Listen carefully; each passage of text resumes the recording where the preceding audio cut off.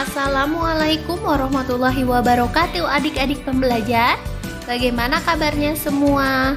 Semoga kita selalu dalam keadaan sehat, semangat belajar, dan selalu jadi kebanggaan bagi orang tua kalian dimanapun kalian berada. Selamat berjumpa kembali dengan saya dalam pembahasan materi pembelajaran PPKN kelas 8. Sebelum pembelajaran ini dimulai, alangkah baiknya kita bersama-sama berdoa menurut agama dan kepercayaan kita masing-masing ya. Berdoa dipersilakan. A'udzubillahiminasyaitonirrajim. Bismillahirrahmanirrahim. Alhamdulillahirrabbilalamin. Ar-Rahmanirrahim. Maliki yaumiddin. Iyyaka na'budu wa iyyaka nasta'in. Ihdinas siratal mustaqim. Siratal ladzina an'amta 'alaihim ghairil maghdubi 'alaihim waladdallin. Amin. Rabbi zidni ilman warzuqni fahman waj'alni minas sholihin. Selesai. Pada pertemuan sebelumnya, kita telah membahas materi subbab A, yaitu arti dan makna Sumpah Pemuda dalam perjuangan kemerdekaan Indonesia. Pada bagian 1, kita telah membahas mengenai peran perjuangan pemuda dalam organisasi kepemudaan. Kemudian bagian 2, kita telah membahas mengenai arti dan makna Sumpah Pemuda dalam perjuangan kemerdekaan Republik Indonesia. Nah, pada pertemuan kali ini kita akan melanjutkan materi pembahasan pada subbab B, yaitu bagaimana semangat kejuangan pemuda dalam perjuangan kemerdekaan Republik Indonesia. Mari bersama-sama buka buku paket PPKN Kurikulum 2013 Revisi 2017 pada halaman 105 sampai halaman 112. Kita mulai saja ya. Materi subbab B dengan pembahasan memaknai semangat kejuangan pemuda dalam perjuangan kemerdekaan Republik Indonesia. Menurut Undang-Undang Nomor 40 Tahun 2009 disebutkan pada pasal 1, pemuda adalah warga negara Indonesia yang memasuki periode penting dan berusia 16-30 tahun. Semangat kejuangan pemuda Indonesia dalam memperjuangkan kemerdekaan Indonesia sudah mulai terlihat dari peristiwa organisasi Budi Utomo pada tahun 1908 yang kemudian dengan dibentuknya Kongres Pemuda. Sehingga pada Kongres Pemuda II dapat menghasilkan Sumpah Pemuda. Dalam memperjuangkan kemerdekaan, pemuda Indonesia mengalami masa-masa yang sangat sulit, seperti penangkapan, pemenjaraan, hukuman mati, pertempuran-pertempuran yang dilakukan pemuda untuk melawan penjajah. Pada masa penjajahan Belanda, organisasi-organisasi pemuda banyak bermunculan seperti Budi Utomo yang mendorong kaum intelektual pada saat itu untuk membentuk gerakan yang senada dan turut ambil bagian dalam sejarah pergerakan nasional. Termasuk dengan didirikannya Partai Nasional Indonesia untuk dapat menggalang kesatuan aksi melawan penjajah.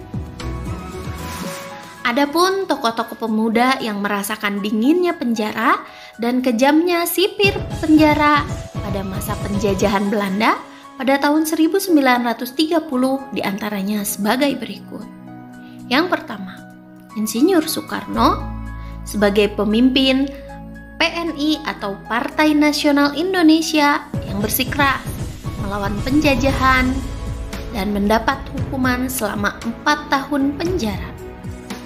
Dan tokoh-tokoh lainnya seperti Mas Kun dengan hukuman selama 2 tahun penjara, kemudian Gatot Mangkupraja dengan hukuman selama 1 tahun 8 bulan, dan Surya Dinata dengan hukuman selama 1 tahun 3 bulan penjara.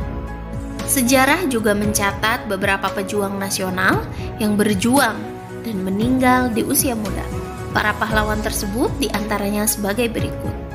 Yang pertama, Wage Rudolf Supratman. Kemudian Chairil Anwar, kemudian selanjutnya Walter Monginsidi, dan terakhir I Gusti Ngurah Rai. Mari kita uraikan materinya satu persatu. Yang pertama, Wage Rudolf Supratman.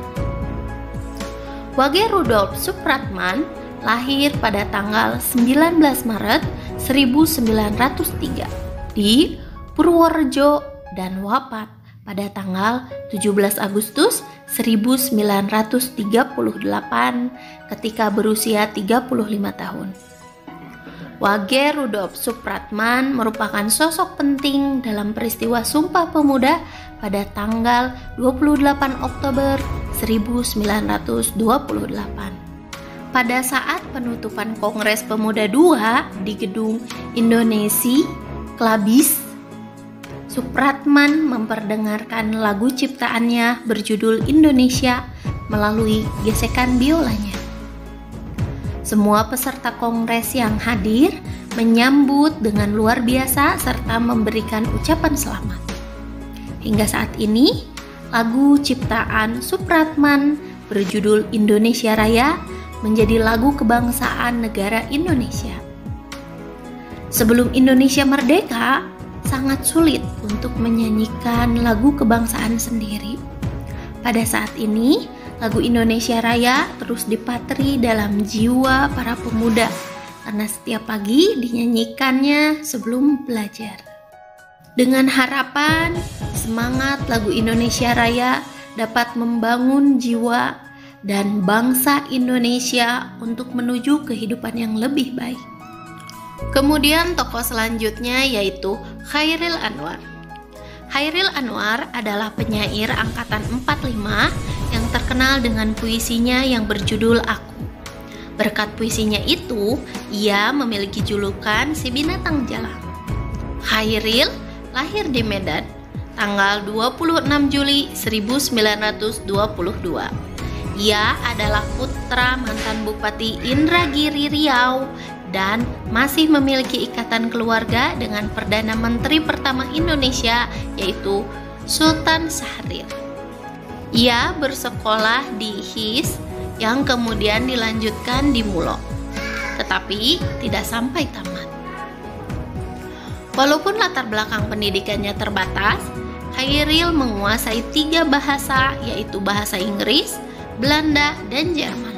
Ia mulai mengenal dunia sastra di usia 19 tahun, kemudian namanya mulai dikenal ketika tulisannya dimuat di majalah Nisan pada tahun 1942. Sebagai seorang penyair, kondisi sosial dan perjuangan bangsa Indonesia mengilhami pembuatan puisinya.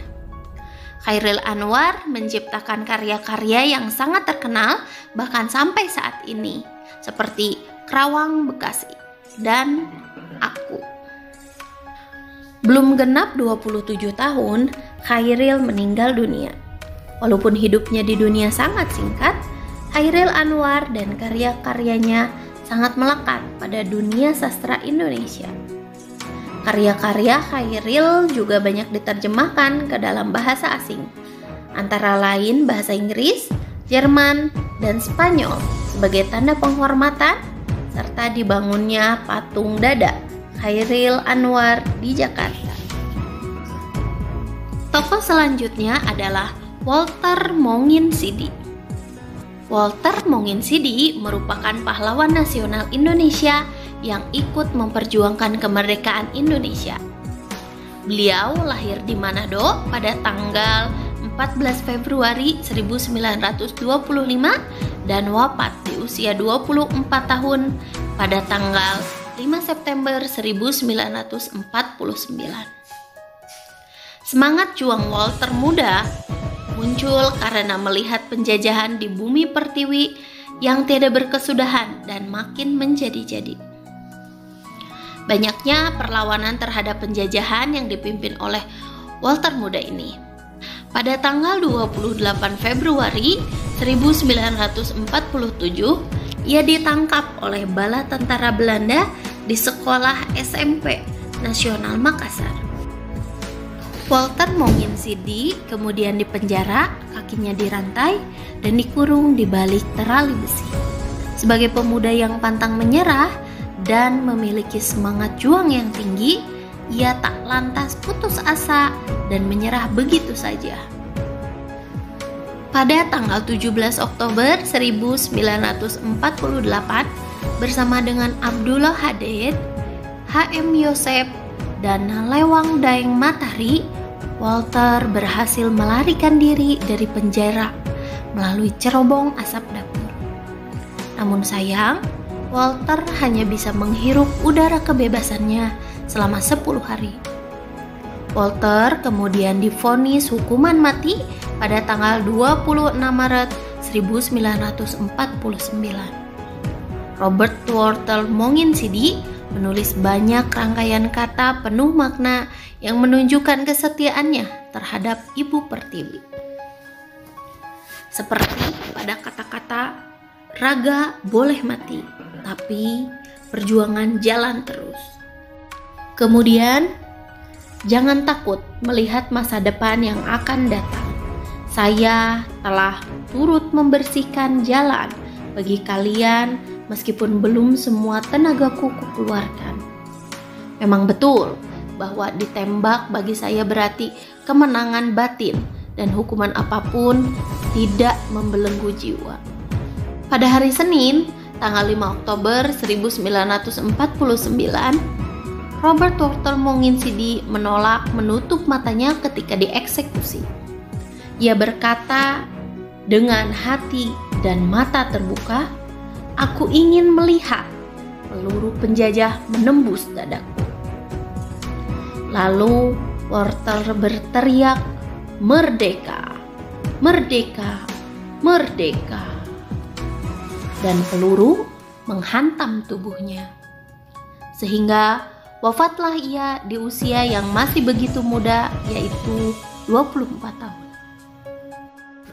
Walter Monginsidi mengantongi banyak penghargaan dan gelar.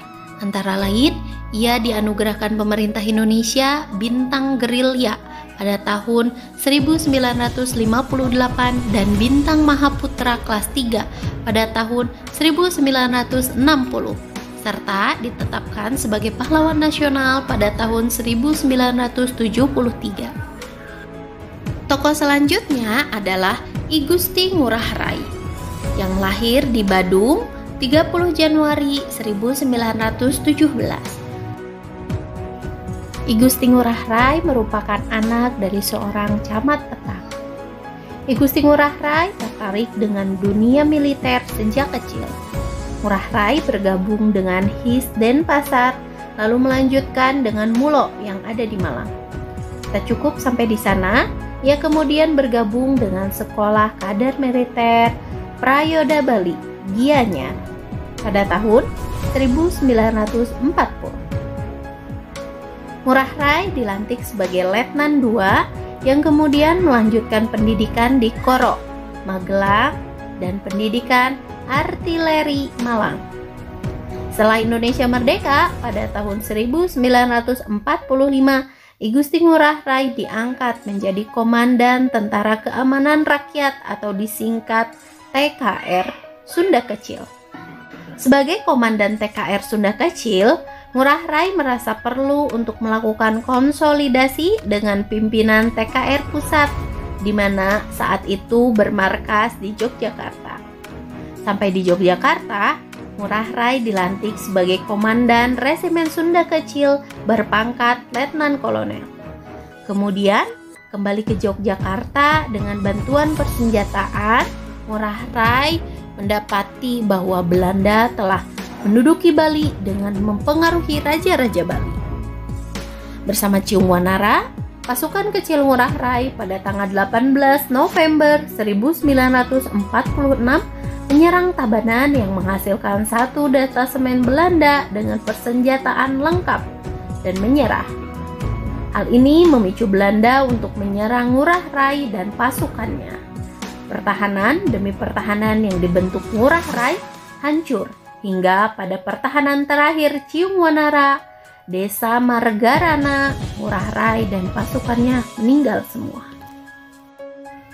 tersebut dikenal dengan Perang Puputan Margarana karena sebelum gugur, Ngurah Rai sempat meneriakkan kata puputan yang berarti perang habis-habisan. Peristiwa tersebut terjadi pada tanggal 20 November 1946. Berkat usahanya tersebut, Ngurah Rai mendapat gelar Bintang Mahaputra dan kenaikan pangkat menjadi Brigjen TNI, dan tak hanya itu, ia juga mendapatkan gelar Pahlawan Nasional berdasarkan SK Presiden RI nomor 63/TK/1975 tanggal 9 Agustus 1975. Kemerdekaan bangsa Indonesia tidaklah didapatkan dengan mudah. Pemaparan di atas menggambarkan bahwa perjuangan untuk meraih kemerdekaan dilakukan oleh semua lapisan masyarakat termasuk pemuda. Pemuda bahkan menjadi pejuang terdepan dalam menghadapi Belanda. Beberapa tokoh pemuda yang digambarkan di atas berjuang karena terinspirasi untuk mempersatukan bangsa Indonesia seperti yang diamanatkan oleh Sumpah Pemuda pada tahun 1928. Adapun nilai-nilai luhur yang terkandung dalam Sumpah Pemuda adalah sebagai berikut. Yang pertama, cinta tanah air dan bangsa, di mana para pemuda bersatu dari berbagai daerah untuk memperjuangkan kemerdekaan Indonesia. Kemudian selanjutnya nilai persatuan, yang terwujud dengan ikrar satu tanah air, satu bangsa, dan satu bahasa. Nilai luhur selanjutnya yaitu sikap rela berkorban. Rela berkorban artinya kesediaan dengan ikhlas untuk memberikan segala sesuatu yang dimilikinya, sekalipun menimbulkan penderitaan bagi dirinya sendiri. Rela berkorban untuk kepentingan banyak orang, terlebih untuk kepentingan bangsa dan negara, tanpa mengharapkan imbalan, meski telah mengorbankan banyak tenaga dan pikiran demi kemerdekaan Indonesia. Nilai luhur selanjutnya yaitu mengutamakan kepentingan bangsa, di mana para pemuda tidak mementingkan kepentingan diri sendiri, golongan, ataupun daerah. Dan selanjutnya, dapat menerima dan menghargai perbedaan dengan latar belakang suku, agama, ras, dan antar golongan yang berbeda-beda, tidak menyurutkan tekad untuk dapat bersatu. Dan nilai luhur yang terakhir adalah semangat persaudaraan dan kerjasama, di mana para pemuda dan pemudi Indonesia sangat menjunjung semangat persaudaraan dan bekerja sama untuk meraih kemerdekaan. Nah, demikianlah pemaparan materi pembahasan PPKN pada pertemuan kali ini. Insya Allah minggu depan kita akan melanjutkan pada pembahasan materi selanjutnya, yaitu Subbab C, mengenai nilai semangat Sumpah Pemuda pada masa sekarang. Untuk tugas pertemuan kali ini, silahkan catatlah ringkasan-ringkasan materi dari video pembelajaran ini ya. Saya ucapkan terima kasih telah menonton video belajar pada kali ini. Tetap semangat belajar dan selalu jaga kesehatan ya. Selamat berjumpa kembali di pertemuan pembahasan materi selanjutnya. Wassalamualaikum warahmatullahi wabarakatuh.